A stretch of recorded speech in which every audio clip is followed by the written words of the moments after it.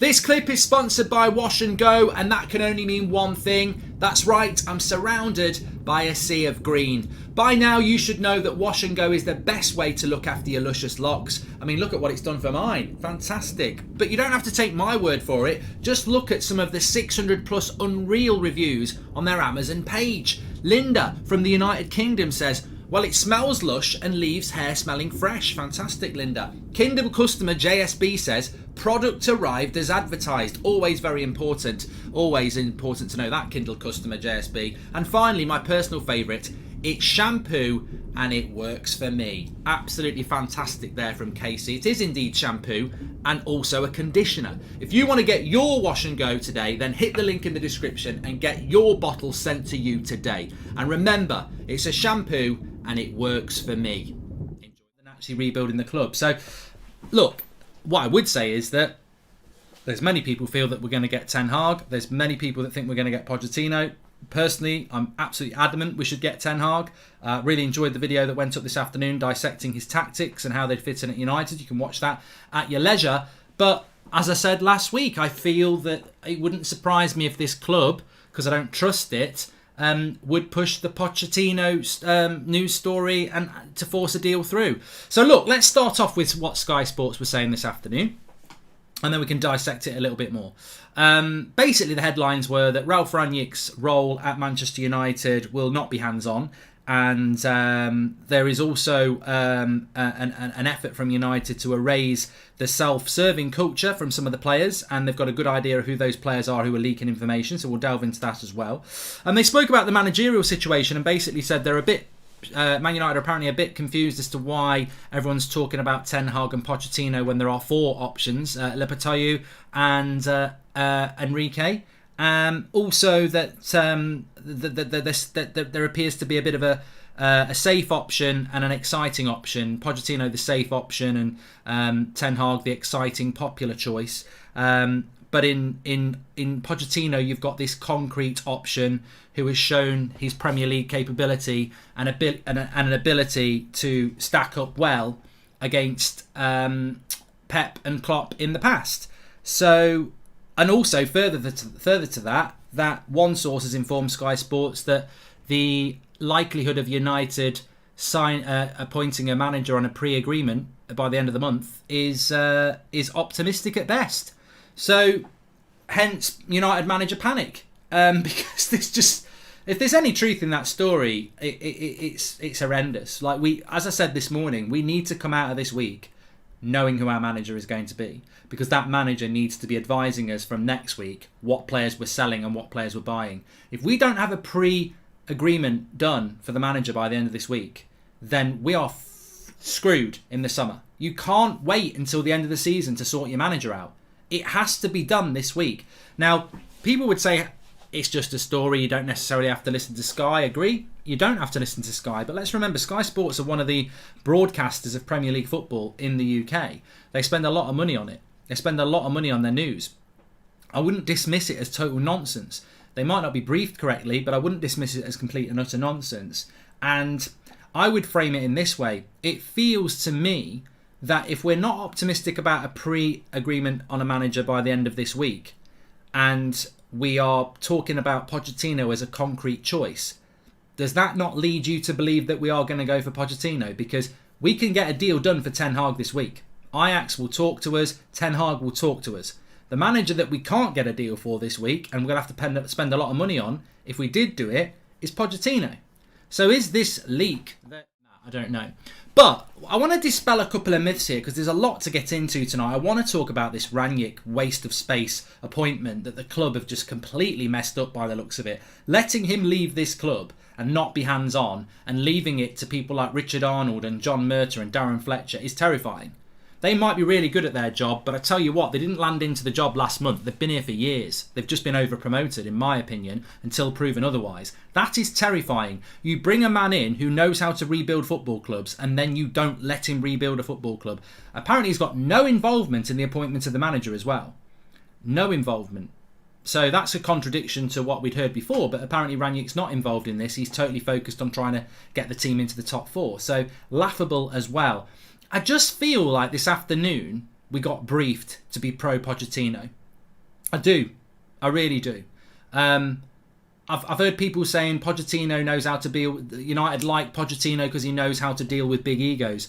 Remind me how that's going for PSG, or are we talking about Dele Alli? I mean, come on, he knows how to deal with big egos. That's really gone well at PSG, hasn't it? Mark, the keeper said PSG would have to pay 20 million to sack him. Also, sorry, but I thought I'd plug my Twitter United related at Sebi United. Thank you, Sir Sebastian Official. That's absolutely fine. I think money is going to be money's going to be very important. Moderators, there's a few twats. Palash is one. I've just got rid of him as well, but yeah, we're trying to have a proper conversation about the future of Manchester United Football Club. If you're not interested in that, jog on. Anyway, look, I wanted to dispel a couple of these myths because I do feel like we got a brief to be trying. I feel like, and I might be completely wrong with this, and I don't know what anyone else thinks, I feel like every couple of days they're trying to push a positive Pochettino story, because if they want to appoint him, they've got to spin it. They've got to make it positive. And I feel like the club, they know everybody wants Ten Hag. They know he's the popular choice. And it feels like it's so easy to do.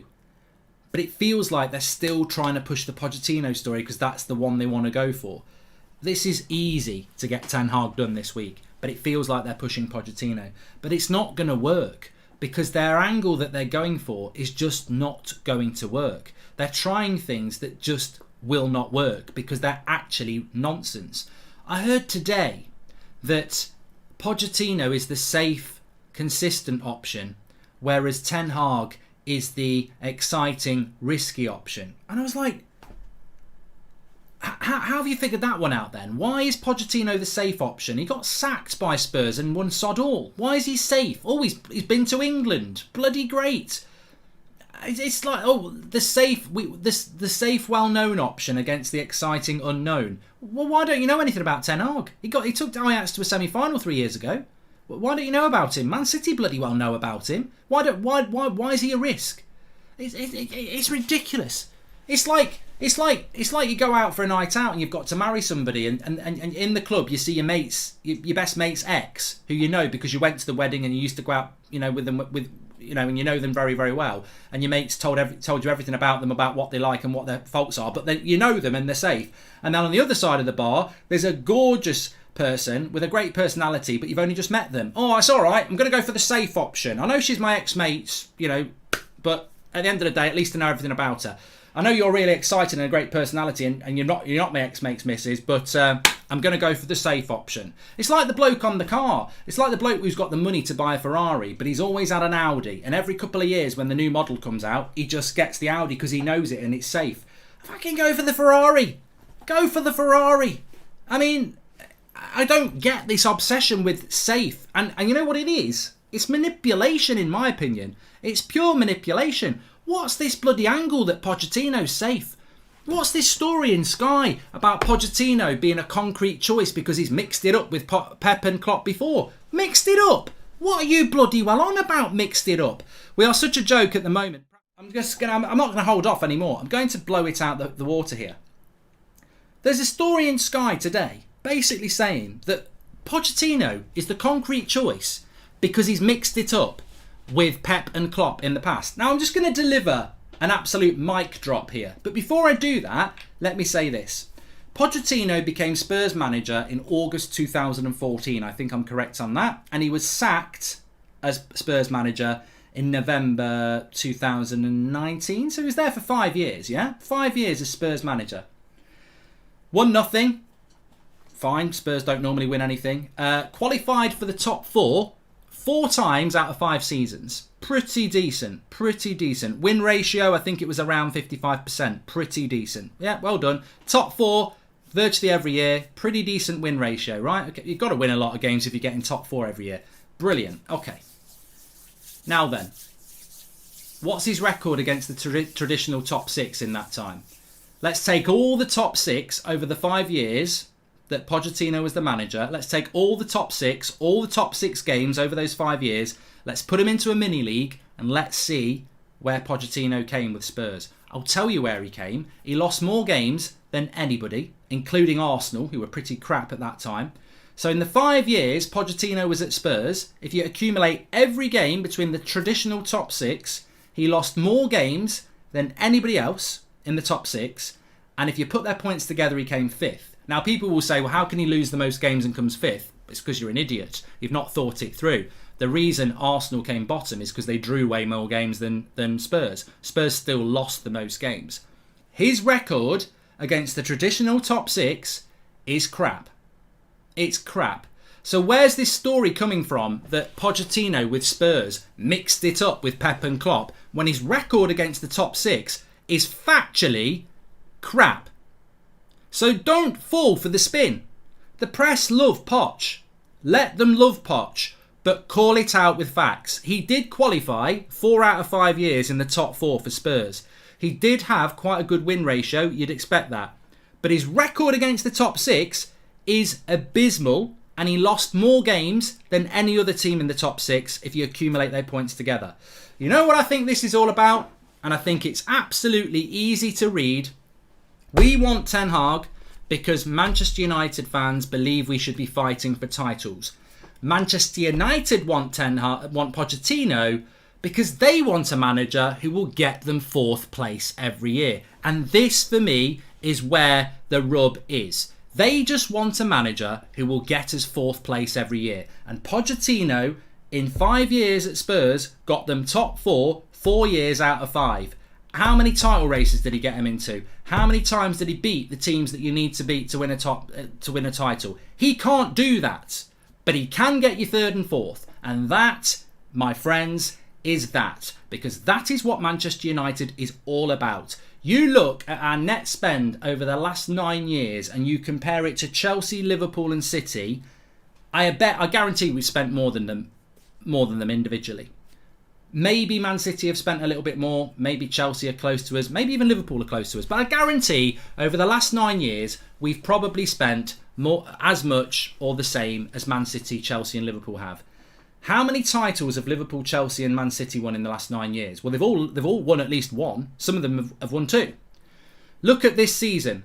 Carabao Cup final, Chelsea against Liverpool. FA Cup semi-finals, Chelsea, Liverpool, Man City, all in them. Look at the Champions League quarterfinals. Goldbridge, that's the end of the clip. I'm sure you enjoyed it. In fact, I bet that's the best clip you've ever watched. So there's no reason not to subscribe to the channel. Click the bell icon so you never miss a clip again. In fact, smash a like on the video because we all know only legends like videos and you are all legends. So please smash a like on the video and we will see you again on the next one. Thank you very much for watching as always.